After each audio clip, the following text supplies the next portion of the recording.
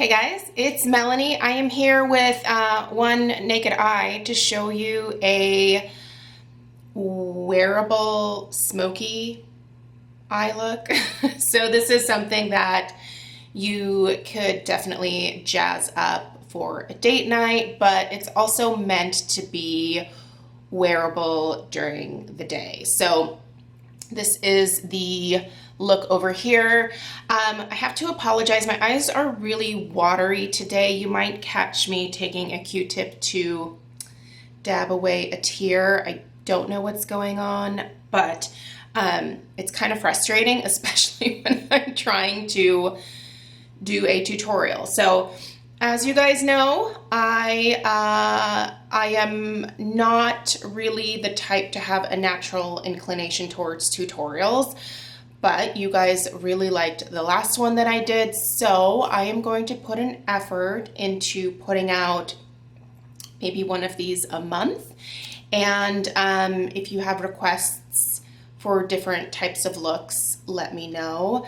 I am probably not going to be your girl for a neon funky eye look, but I can do a mean office eye if you need some work appropriate stuff. So the palette that I'm using today is one of these great little Smashbox palettes. These are the Cover Shot eyeshadow palettes, and this one is the punked one. I love purples. My eyes are green, and I really think that purple sets off green eyes beautifully. Also, blue eyes, brown eyes, all eyes can wear purple. If you don't have this palette, what I want you to look for in your collection are some kind of smoky, dusty purples. So I'm going to be using this shade right here, which is Riot Girl, and then also this shade right here, which is called Headliner. So these are just kind of smoky, muted purples. They're mattes. This whole eye look is matte. So you could certainly add some shimmer in here if you wanted, but I was in a matte kind of mood today. So anyway, that's what you're gonna look for in your collection. If you don't want to go out and purchase this particular palette, or if you don't have it, you probably have something that will work. So just go digging through, dig it out. The rest of my face will be linked down below in the description box. That'll tell you where you can find all these things. Information is down there. I'm also going to quickly do my brows at the end of this because, as you can tell, there's a difference between my brows. So my brows, I get a lot of questions, so many questions about my eyebrows. First off, they are micro shaded. And then I do fill them in ever so slightly because when I put my SPF over top, the SPF has a tint and it mutes the brows out. And I tend to like a bolder brow. Some people don't like my bolder brow. That's fine. My brows are not on your face, so do your brows however you like to do them. All right, so I already have my eye primer on, and the first thing I'm gonna do is take the shade Combat Boots, which is this guy right here. It's just a kind of skin-toned matte. Well, this one has a little bit of a lavender tint to it, but just pick something light that you can put all over your eye area because that's gonna help with the blending. So I'm just taking a fluffy brush and I am putting that everywhere. I hope you can see. Oh yeah, you can see me pretty well. All right, I'll try not to lean forward too much. So you are just gonna put that everywhere, and that is going to help with the blending. We're also gonna come back to this shade here, so don't forget about it quite yet. Next, I'm going to take a blending brush. Any blending brush that you have will work just fine. And I'm going to go in between those two smoky, muted purple. This looks really gray on camera. It's not. It's a smoky, hazy purple. So I'm just gonna take a little bit of both of these on my brush, and I'm going to take a hard surface, and I'm going to tap the powder into the brush, if that makes sense. I do this instead of doing the like tap off where it floofs everywhere. This actually causes the powder to fall into the bristles, and then you can continue working without having to re-dip a lot easier, because as you move the brush, more powder works its way up, if that makes sense. It works for me. You can use the tap off if you'd like. So the first thing I like to do is just kind of place where I want the product. So I'm gonna make this look pretty dramatic right now, just so you can get a sense of the way that I like the shape of my eyeshadow to be, if that makes sense. So what I like is to apply the crease shade onto my lid, but also into my crease and slightly above my crease on the outer part of the eye here, because that gives me a slightly elongated, almost cat eye type of effect. That works for my eye shape, but if you have a different eye shape, you might want to play with different techniques and see what works best for you. So anyway, I kind of place what I want, and then I go in and I start really blending that out. So place and then blend. And I'm just doing a mix of windshield wiper and just back and forth movements, basically. I'm just looking to blend this out. Then I'm gonna take what is left on here and just into my crease, literally follow that orbital bone that I have. So just follow my natural crease. And I'm not really going outside of that. I'm just plopping that color in there and buffing it out a little bit.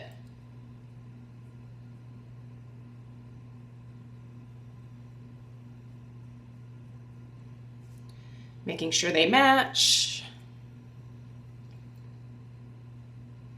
Okay, so there I have my crease shade. This looks really muddy on camera. It's not in person, I promise. It's always hard doing stuff on camera. Then I'm gonna take just a little shader brush and I'm gonna go back into that first color that we used to place all over, and I'm just gonna put that on the inner half of just my eyelid. So this is gonna act as my quote unquote lid shade, but I'm not taking it all the way out here. I'm leaving that darkness there.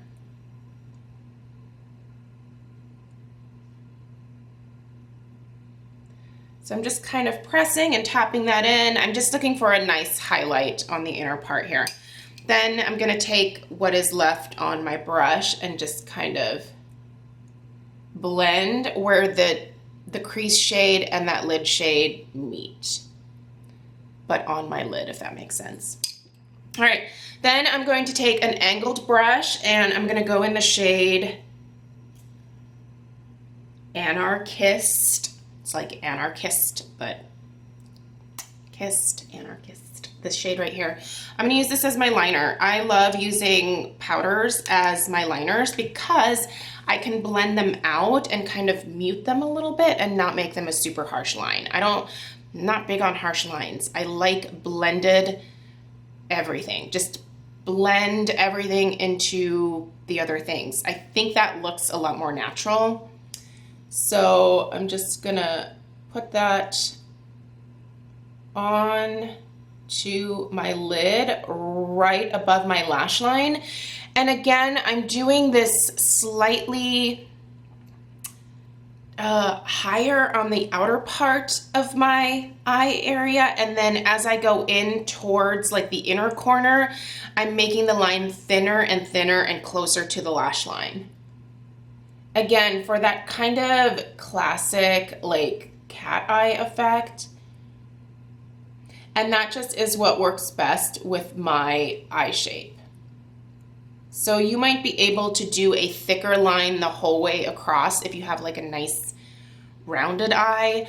That just doesn't work for me. So once I have this placed, I am going to go back with my crease brush and a little bit of that darker headliner shade. I'm hoping that these are the right colors that I'm telling you. I think I am. Anyway, this guy right here. So just a little tiny tippity tap. And I'm gonna go over the liner and blend it out a little bit. Again, I like a very gradient blended look. You don't have to do this part. If you like a more defined lash line, you can just leave the powder. Okay, so, and again, just make sure that all of this is matching. Yeah, okay, I think I'm good with that. I am not doing anything with my lower lash line because I'm just gonna put some mascara there, but before I do, I am going to take a clean, fluffy brush, and I am going to brush away any fallout that might have rained down onto my cheeks or the sides of my nose, and I just brush that away. I am a powder foundation girl, so my face is not sticky or wet at all because I'm not using liquids, so things don't stick to my powder foundation the way that it might to a liquid foundation. Maybe you're the type to do your eyeshadow first, which might be smart if you use liquid foundation, and that way you can just use a makeup wipe or maybe some micellar water and just a Q-tip and clean up if you need to. I don't need to do that. So before I do my mascara, I'm just going to show you how I've been doing my brows as of late. I'm going to take my beloved brow powder, which is, I do think that this is very close to being like completely done away with at this point. The stock is dwindling on the website where I buy this. So if you want it, I would say go for it. I have like 6 backups. This is the best gray brow powder that I've ever found. I don't know if this video will go up before the one that I'm gonna do about what to do with your brows when you have gray hair. I'm not sure of the order. I haven't even recorded that video yet, but I think this tutorial is going up first. So, but do stay tuned. I will do a video talking about what to do with your brows if you have transitioned to gray hair. I get a lot of questions about that, and there's some options, so we'll talk about it. But anyway, I'm using this Artiste brush. I just had this in my brush collection. These are really expensive, but I saw it one day and I was like, I bet that would be good for brows. This is the Elite Linear 3D.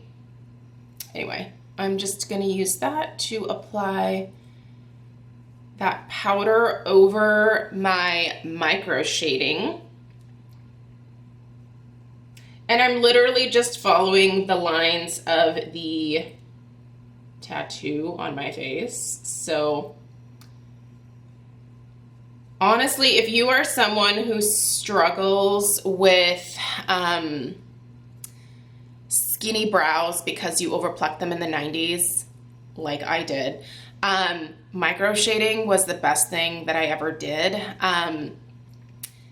I know it's very expensive, but I feel like if the brows are the bane of your existence on your face, save up for it and do it, because it has made such a difference in the way that I'm able to get ready in the morning. It's just so much faster now. So anyway, this is all I have to do. So I just kind of brush it through, and really I just use this powder to undo the kind of ashiness that the SPF creates when I put it over my brows. So you got to protect your skin, and you also want to protect the investment of the micro shading. The sun can fade a lot of things, including the pigment in micro shading. So protect your face. So that's all I do. That's it. And now I'm just going to put on some mascara. Sorry, I'm gonna make you guys watch this part. I'll try to be fast about it. I normally take forever with my mascara, but I'm using a mix of the CoverGirl Clump Crusher and the Charlotte Tilbury Legendary Lashes Volume 2. I love this. I just ordered the new Buxom mascara, so I'm gonna try that out. But I tell you what, as soon as I'm finished with that Buxom one, unless that knocks my socks off, I am gonna go and repurchase this Charlotte Tilbury one because it's amazing. I love this mascara. It is glorious. I like to use the clump crusher on my lower lashes as well. I might need a little dippy dip.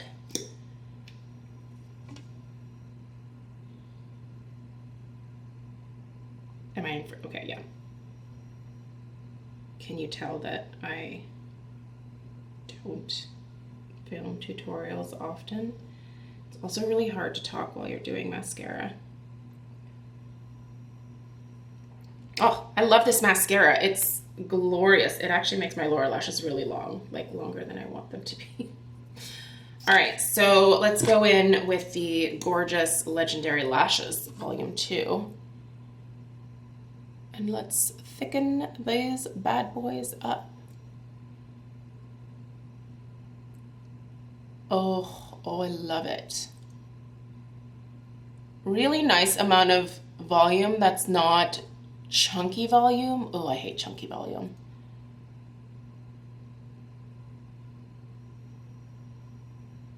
Oh, I think that eyelash wants to fall out.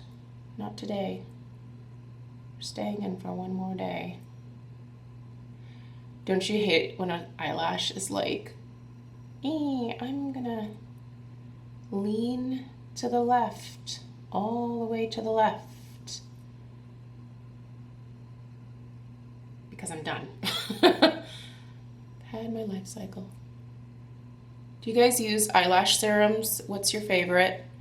My two go-tos have been the Rapid Lash for a really long time. I buy the 2-pack at Costco because it's like $50, so it's like getting one free.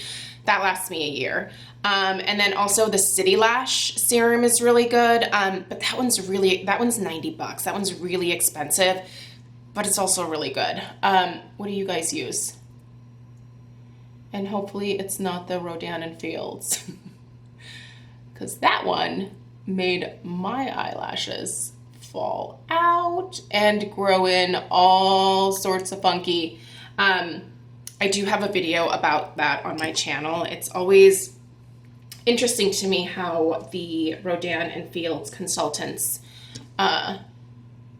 tell me that that didn't actually happen to my lashes when it did.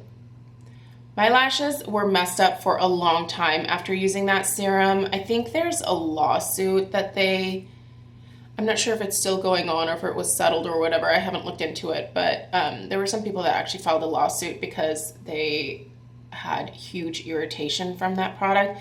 I think they're actually using some ingredients that are not technically supposed to be in like a over-the-counter product. I can't remember what the ingredient is.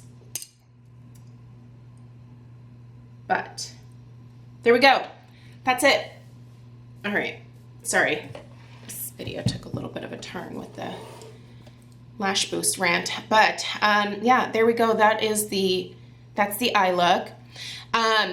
If you find that you maybe didn't blend enough, a good thing to do is to take a clean brush, and you can always go back and just kind of go around the edges and just blend them out a little bit. I mean, I like the way this looks here. I think it looks pretty good for my liking anyway. But that's another thing that you can do is don't go back in with the brush that you used in your crease. Get a clean brush and sort of just buff. Usually you can work it out and kind of blend things out again. So anyway, like I said, the rest of what is on my face, so foundation, contour, lips, all that stuff, it's going to be down in the description box if you have any questions. Thank you so much for taking the time to watch. I hope this was helpful. Let me know if you try this look, and let me know how it goes. And I will see you guys in the next one. Take care. Bye.